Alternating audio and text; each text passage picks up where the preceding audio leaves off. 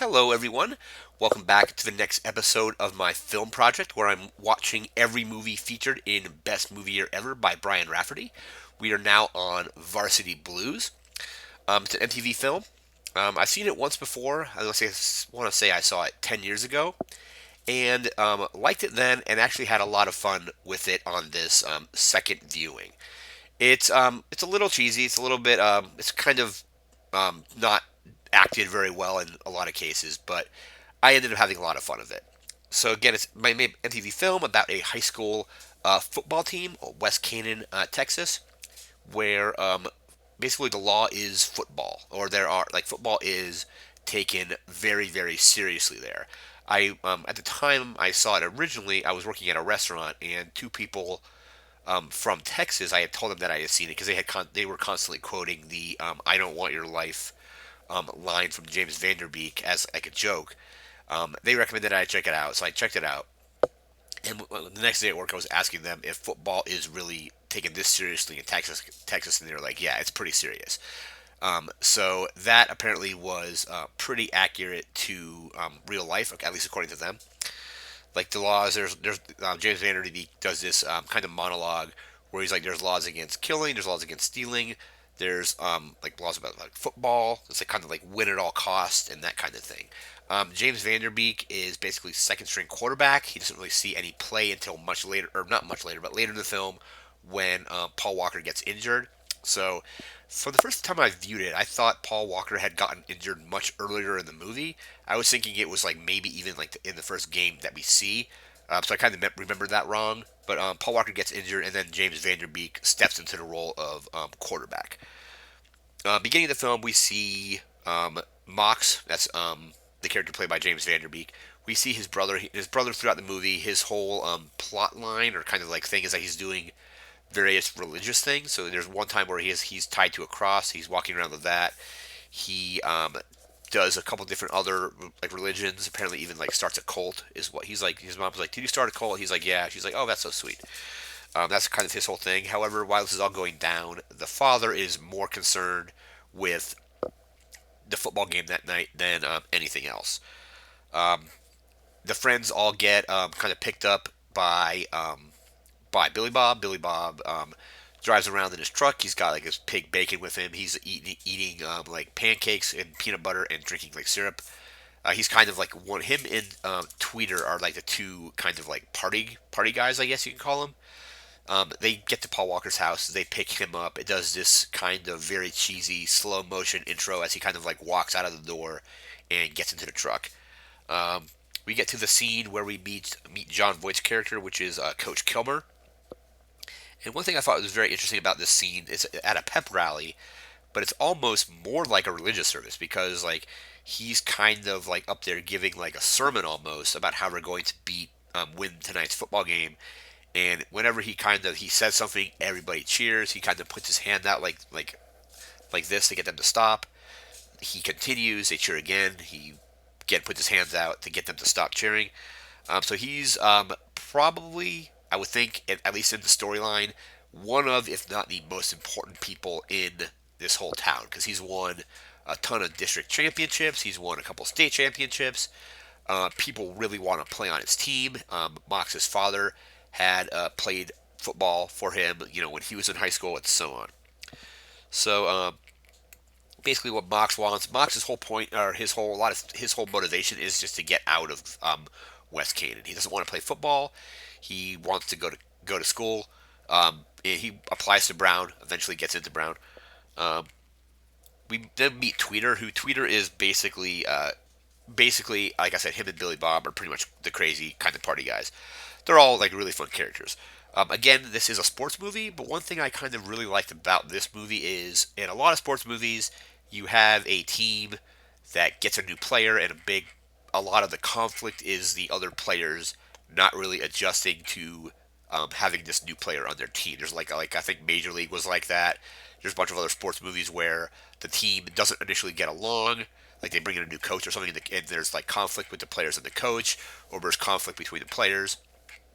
There's no real conflict here between the players. All the conflict generally is from the players, especially James Vanderbeek, towards the coach. That's kind of like the main like protagonist antagonist like dynamic in the movie is Mox and the coach, and then probably like a sub antagonist somewhat is Mox's father who wants him. He's like, you're playing football. Here's like the opportunity of your lifetime, and then all that kind of stuff. Um, we get our game. The coach is basically doing bad stuff. You see, there's a scene where I think this is before Paul Walker gets injured, like the game or two before that. He's getting like steroid injections into his knee. I think at one point. Um, one thing I really liked with Mox is there's a scene where it looks like he's looking at a playbook, but the camera pans down and you actually see he's reading a Kurt Vonnegut novel. So this kind of, I think, shows that James Van Der Beek, his character, is not really into football, which we again then um, that kind of like develops over the course of the movie where he is kind of like over it at that point. He's just kind of doing it because it's what's expected of him, kind of. There's a scene where basically Billy Bob gets knocked down, and this leads, I think he gets like a concussion. This leads to some stuff happening later in the film. It basically leads to why Paul Walker gets hurt. There's a scene where then James Vanderbeek, watched by the coach. The coach grabs the Kurt Vonnegut novel and basically said, "If your dad didn't play his heart out for me, I would just cut you right here." We see Tweeter abusing painkillers, so this team is definitely kind of doing stuff that's somewhat shady. It's never mentioned where Tweeter gets the painkillers from. They could have been provided by Kilmer. They could have been provided by someone else. Um, there's a huge party scene. There's basically just a lot of drinking. We see the pig drinking as well. We meet up with Ali Larder's character. I think her name was Darcy. She's actually apparently supposed to be smarter than she gets kind of stereotyped. She's a cheerleader, but she also kind of wants to get out of the town as well. There's some massive drinking. Billy Bob throws up into a washing machine. One thing I really like about this movie includes one of my favorite things in film, which is the Greek chorus. So I think my favorite Greek chorus in films that I've seen that I really like is the one from Do the Right Thing by Spike Lee. So it's like the three men that are just sitting outside constantly commenting on what's going on. This film kind of does that with some of the townsfolk, which are, I don't know the character's name, but there's one guy with a mustache. I think he wears like a construction hat all the time. There's one of the police officers, and sometimes Mox's dad is in this group, and they constantly are just commenting on like various things that have happened in the movie. There's a scene where um, James Van Der Beek throws a ball back into it. The ball like goes out of bounds, and James Van Der Beek throws it back at the guy. And one of them comments to Mox's dad that that's the most action that Mox has seen the entire season. They talk about there's a scene later where Tweeter steals a cop car, and they go around doing a bunch of crazy stuff. And this guy's talking to the cop about it, and they're kind of just like saying like how they're kind of just commenting on what's going on. So really interesting Greek chorus there. Um, who's it? Paul Walker basically gets hurt later in the movie, but also second string training. Mox wants to do this weird formation, and the coach chews him out for that. There's another scene which I think brings up a little bit of kind of like a rivalry between Mox and Paul Walker's character. Their dads are kind of like, "Hey, I'm gonna put a can on my head. I want you to throw the ball at it." Paul Walker and James Van Der Beek are both like, like kind of like they're like, we're doing this just because we're being told to do it. They kind of don't really want to do it. Like Paul Walker's like facial expressions, the same with James Van Der Beek's, are very much like, what? Why are we doing this? This is stupid. Like Paul Walker knocks the can off his dad's head. Mox ends up like breaking his dad's nose. We get our sex ed class with Miss Davis, who we will mention later in the film. Um, Billy Bob starts to he goes to the restroom and he's like comes back with water all over him. He's super sweaty. He goes to the nurse. The nurse basically says he probably shouldn't play. The coach doesn't allow this. The coach he's like rest, and then you're gonna be playing tonight. And then basically his decision to keep Billy Bob in the game is kind of like what leads to Paul Walker's injury, which is mentioned later when Billy Bob is kind of blaming himself for Paul Walker's injury, and Mox is like, you didn't mess up. Kilmer messed up. And even Mox mentions that Billy Bob shouldn't be playing. He passes out, causing Lance to get hurt. Mox gets put in, and Mox makes his first pass. He then also knocks a mascot out with a ball, which happens is like a kind of foreshadows to a way they stop the clock later in the movie. He throws the ball at another mascot. Let's see. Mox scores off a weird, off like this weird, like unconventional play. So they get the points, but Kilmer is kind of pissed about that. There's it also seems like after Paul Walker gets injured, a lot of players like I think Mox's girlfriend, who is Paul Walker's sister, are at the hospital, and it seems like the coach and Mox's or Paul Walker's character's dad are more concerned about like his scholarship and all that than the fact that his son just tore all his ligaments and he's out the rest of the year and probably out for his high school football career is over and probably any kind of professional career he would have had is over. They do at the end of the movie kind of give like a little like epilogue of what happens to him. Yeah, so he's got they mentioned scar tissue in his knee and there's this thing where basically a lot of this is probably due to the injections that Kilmer's been giving him. Mox gives a ride to Darcy, who is Lance's girlfriend, and then she comes on to him because I think she kind of just wants to. Maybe she kind of says that she wants to use him as a way to get out of West Canaan. She wants to get out of that town. She thinks maybe like tagging along with these quarterbacks. Lance, I think, is Lance is the quarter. Lance is Paul Walker's character. Initially with Lance, and now with Mox, because once Mox becomes the quarterback, he basically becomes like this superstar in the town. And let's see. Tweeter steals a police car. We mentioned that a little bit earlier. And then the cops are kind of just talking about how they're out of control. Kilmer's in the restaurant when they're talking about this. It's like a little bar. And he said basically kind of gets them to back off, which goes to show how powerful the coach actually is and how important football is in this town. Yeah, he basically tells the police to back off. Um, Miss Davis drives by. She's got like a really nice car. They kind of mentioned that's a really nice car for a teacher's salary, which we'll get to a little bit later in the movie, how she's actually able to afford that. Julie, or Jules is her name, is Lance's sister, and she kind of mentions that she thinks success is kind of going to Mox's head. There's a montage of this as well. And there's a line where I think it's funny. Kilmer says, Mox is the dumbest smart kid he knows. Kilmer eventually gets really pissed off at Billy Bob. He says he's basically dragging ass and blames him for Lance's injury. Um, Darcy invites Mox over, and this is the whole whipped cream bikini scene where she kind of, after he kind of like turns her down, it revealed that she just wants to get out of West Canaan. So it's a little bit more character development of her. There's another scene with a character named Wendell, who is, I think he's one of the running backs, and he's like, hey, you know how many yards I have this year? I have this many yards, and how many touchdowns do I have? I only have three because I was able to like get out and get all the way down the field and score. But every time we get close, Kilmer is basically um, having the quarterback throw to a white guy. At that point, Mox is like, you know what? I'm gonna get you in the end zone. I'm gonna get you some points. Um, there's a scene where Darcy kisses Mox, and of course Julie sees this and gets all upset. Even though Max really didn't, or Mox didn't really even do anything there, she just kind of got there. We go to this. We have the whole strip club scene where they're just getting basically all the drinks around the house because again the football players are kind of just are elevated. They're basically on a pedestal here in this town, so they're getting like free drinks at a strip club. They're probably underage to be there, or just at age maybe. Definitely too young to drink. But they find out that actually Miss Davis actually works there.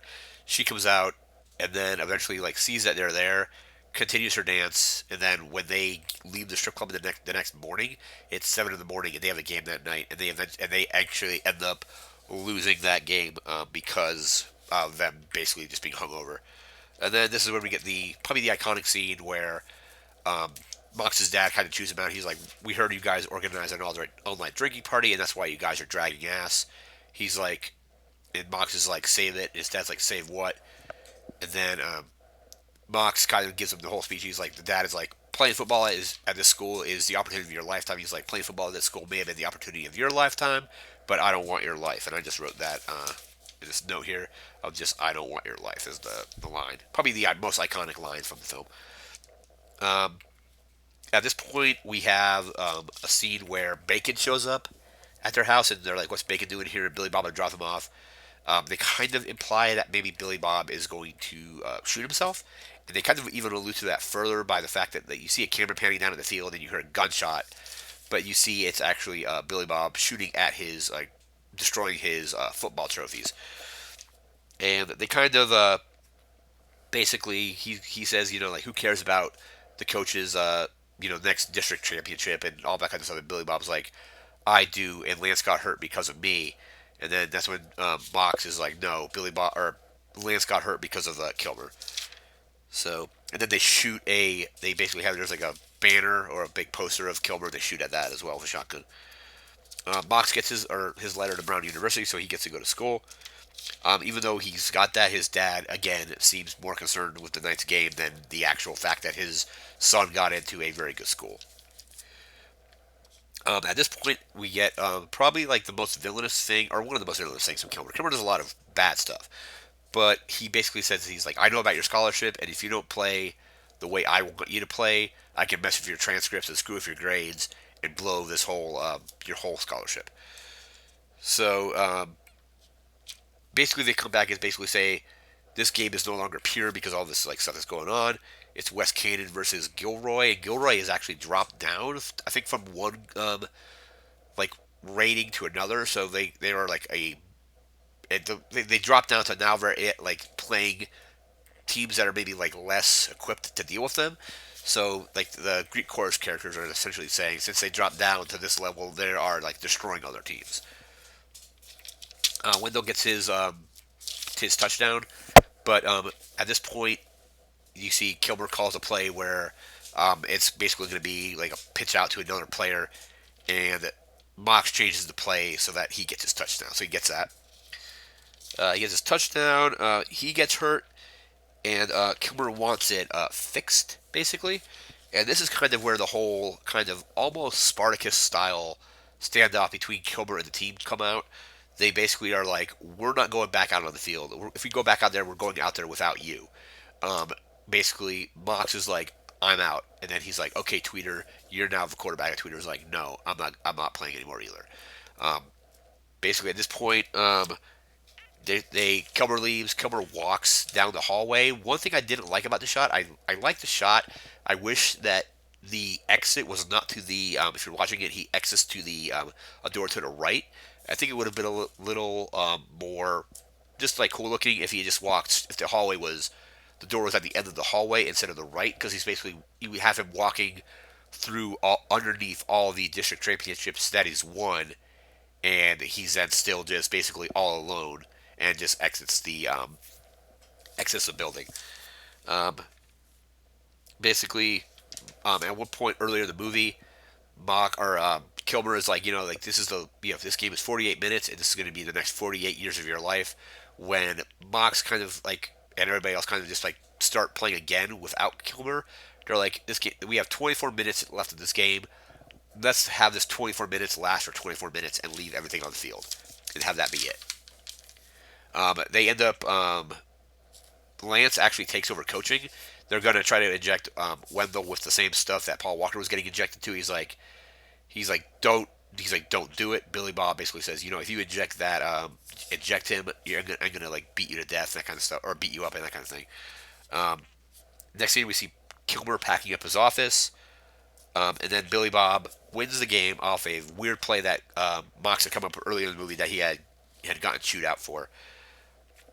And then he goes into kind of like an epilogue after the game where it's like he never played football again. Kilmer basically never coached again. The only thing that he couldn't move was a statue because it was too heavy. And then one thing I really liked about this movie was the music. So it was an MTV Films production, so they definitely had access to quite a lot of music. I'm actually considering trying to pick the soundtrack up. I don't think it's available digitally, so I might just have to get that on Amazon. But really interesting sports film. I had a lot of fun watching it again. This is again second time I've seen it, but it was quite a good time actually. And again, probably one of my favorite parts of this things about this movie is it doesn't play out in the traditional sports movie style where one player is kind of going up against the rest of the team, or it's a new coach comes in and their team is adjusting to the new coach. It's basically all of the conflict is basically from the coach and not from, it's not player on player conflict. It's basically coach on player conflict. There has been movies like that before, but most of the time in the sports movies that I've seen, it's a team that is not doing very well and having to learn how to actually get along and play together to win. In this movie, the team is already pretty good, and they're already again they've like he's like this team has won some 30 district championships over however many years.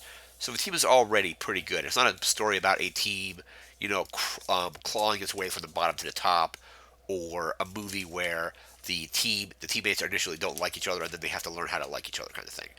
It all basically is basically the team versus the coach at this point. But that was Varsity Blues. I think the next movie we have on the list is She's All That. I'm not sure where that's available, but I'll definitely be watching that over the next week or so and getting a video after that pretty soon. So again, Varsity Blues, fun movie. I would definitely recommend checking it out. It's definitely a kind of slice of like time because there are no cell phone people aren't on cell phones or anything like that. But again, Varsity Blues, very fun. Go check it out. That's good to do for now. Remember to like, comment, share, and subscribe, and we'll see you next time. Take care.